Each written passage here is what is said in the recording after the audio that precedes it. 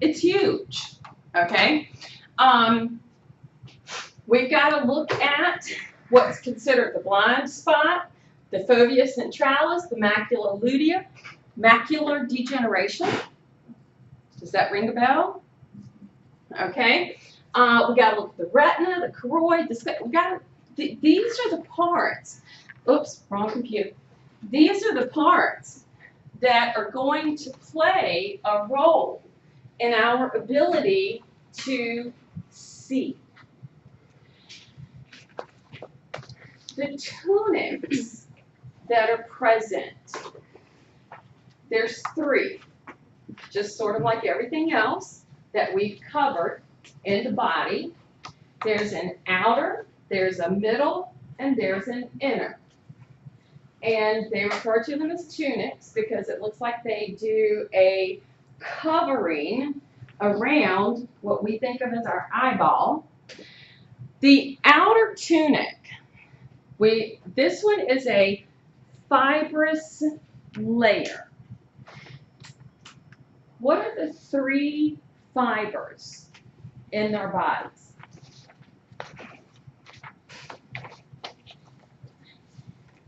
Collagen, elastin, reticular. Remember those? Okay. This outer tunic is a fibrous layer, collagen, because collagen is the toughest of those three fibers. It makes, or it has the two regions, I should say, our sclera, which is the white portion of the eye, and our cornea. The sclera, definitely a tough white portion. We know that because we see it, we touch it, we rub it, things fly in our eyes, and hopefully don't do any damage. Okay, I'm the world's worst for getting out and weed eating without any safety glasses on. I know, you know, and it's like it never fails. And I'm thinking one day I'm going to put my eye out. I'm just terrible about it. That portion gives us protection. The eye muscles that we have, the 7, your textbook's going to talk about it, okay? I will tell you this about the muscles of the eye.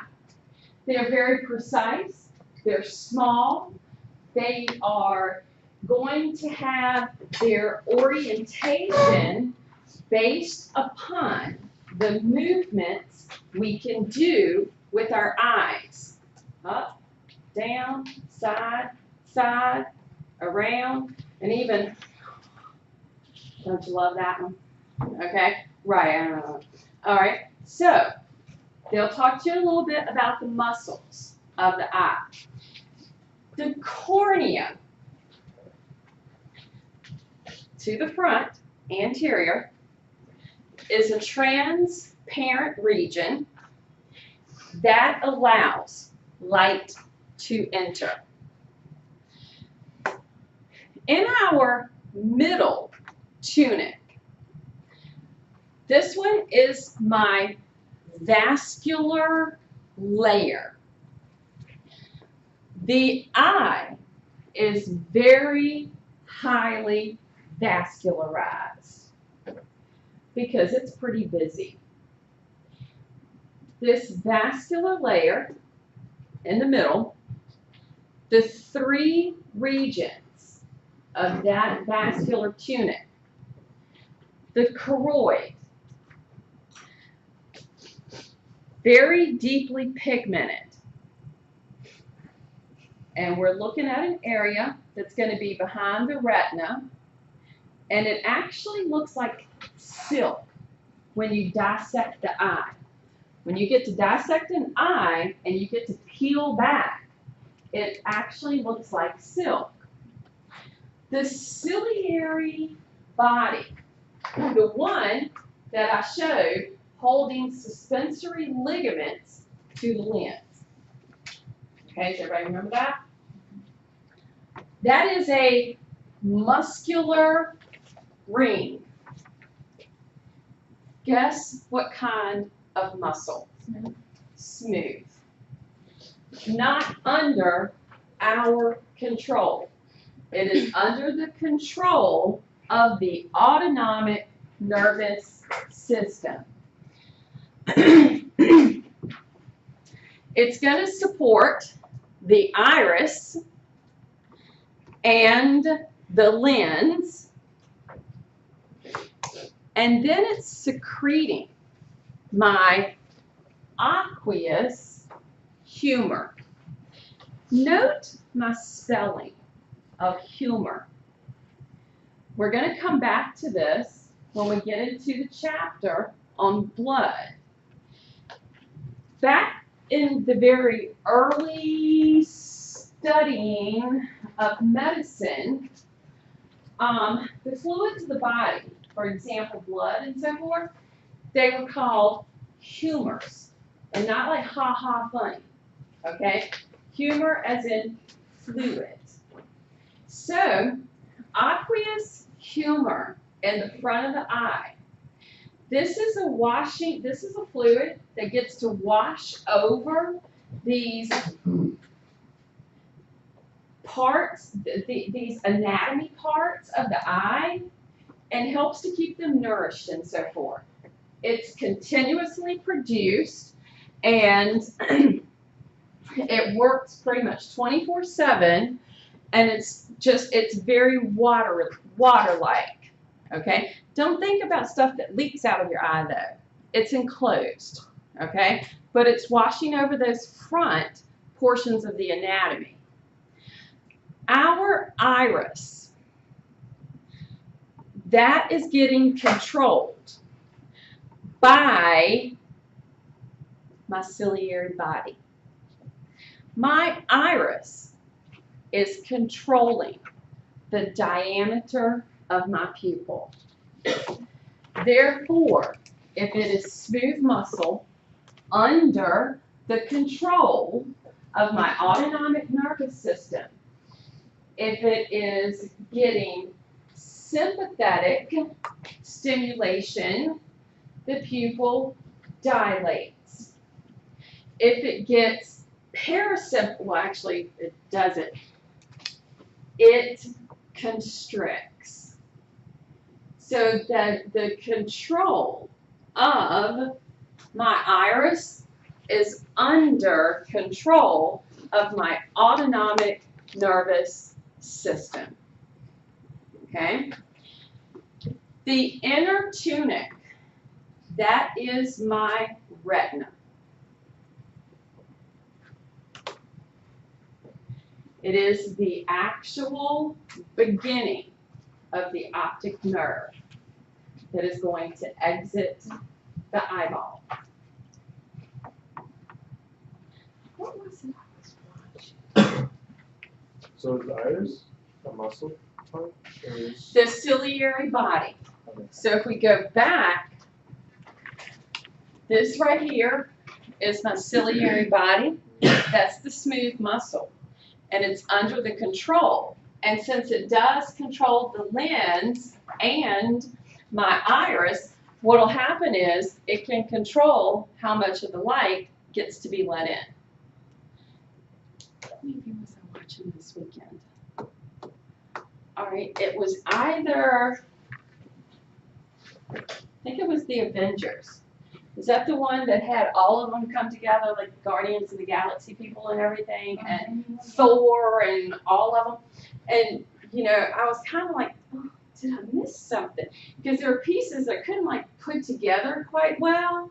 And I was like, well, because, you know, the movie started out where Thor is, like, you know, trying to beat up this other guy. Yeah, the brother is like, you know, the one getting killed and all that sort of stuff. And I'm looking at Thor and I'm like, what happened to his eye? And then I had to be like, oh, okay, wait a minute. Let me think back here. And I'm like, whoa. It was in the second one with the evil sister and the evil sister, right? Or whatever. Anyway, but y'all know what I'm doing, right? And it was so funny because when he met up with the Guardians of the Galaxy people, and he kept calling, you know, the raccoon, the squirrel, or whatever. And then they got on the ship going to wherever, and he handed him an eyeball. Have y'all seen it? Have y'all seen it? Handed him the eyeball to put in. And I was just like, oh, that is so funny. You know, I couldn't help but laugh. Like, y'all know that, right? And I don't know why I just thought about that, but I guess because we're talking about the eyes. I don't remember a whole lot. I just kind of watch, you know, for the entertainment. For the large men beating up other large men. Well, the entertainment. So are any of those accessory structures or? No. Accessory structures are going to be the ones that they talk to you about, being like the eyelash, the eyebrow, the lid, all that other sort of stuff. So components outside of the actual eye itself. Yeah. Lacrimal duct, caruncle, all that sort of stuff. So, for us to be able to see these optical components, all right, we're going to have the ability for light to enter the eye, for that eye to be able to bend the light ray. That ability that the eye has to be able to bend that ray of light is called refraction. So that term, refract, is referring to the eye's ability to bend the light ray. We have to take that ray of light and we have to get it focused on the retina.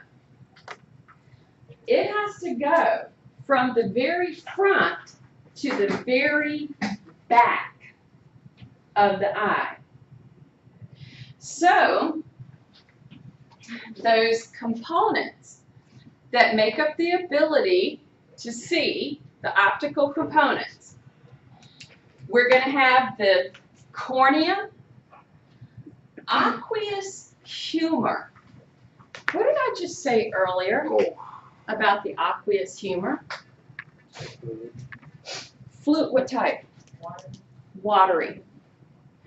What happens when light hits water? It bends. It can bend. The aqueous humor is going to help play a part in the bending of that light ray, because that's what water does. Then we've got our lens. The lens is really cool, okay?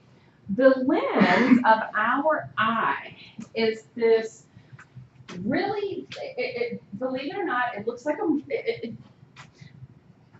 a marble, okay? And it's made of these proteins, all right? And for the most part, all right, clear. And because it has these ligaments that can change its shape, okay, make it more flat, make it more round, that sort of thing, all right, that's how we're going to be able for some of this light to get, that doesn't sound right, for some of the light to help bend some of the light, okay?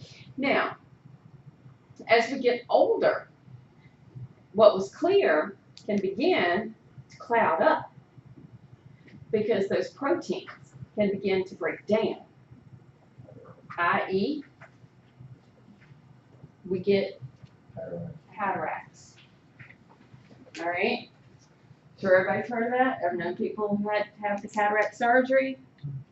I'll probably be a candidate in a few years. Lots of beagles. Huh? Lots of beagles I know have horrible cataracts. Yeah, my dog has them really bad. So, using these components, the cornea, the humor, the lens,